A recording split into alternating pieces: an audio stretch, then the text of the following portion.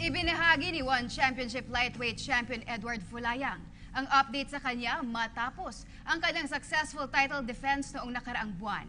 Kabilang na ang nakatakdang pagbida niya sa isang documentary. Narito ang buong report mula kay Angel Atienza.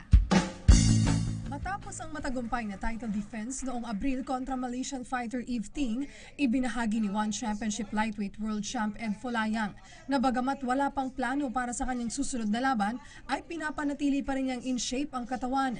Nanalo via unanimous decision si Fulayang sa kanyang first title defense at unang laban sa loob ng 3 taon dito sa Pilipinas.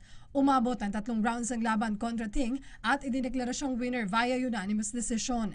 Ibinahagi naman niya kung ano ang mga bagay na kanyang natutunan sa kanyang huling laban. Biggest lesson na natutunan ko doon, if you are a champion, every contender is really hungry to come to you and see you as a food. Tinitignan kang pagkain.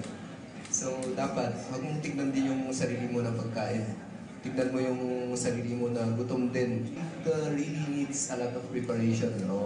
Don't settle na dahil tinalo mo yung isang legend.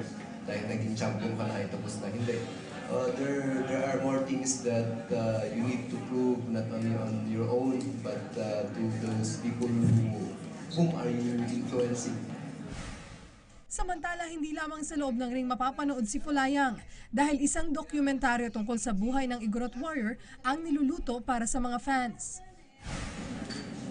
Maganda siya. You can be able to see how I've been able to be molded as an MMA fighter now, and I hope na maraming susuporta and maraming tatangkilik kung sakaling na ilabas yung documentary namin. Ang live docu ay mapapanood bago magtapos ang taon at sa ilalim ng direksyon ni Ticoy Aguiluz. Angel Atienza, PTV Sports.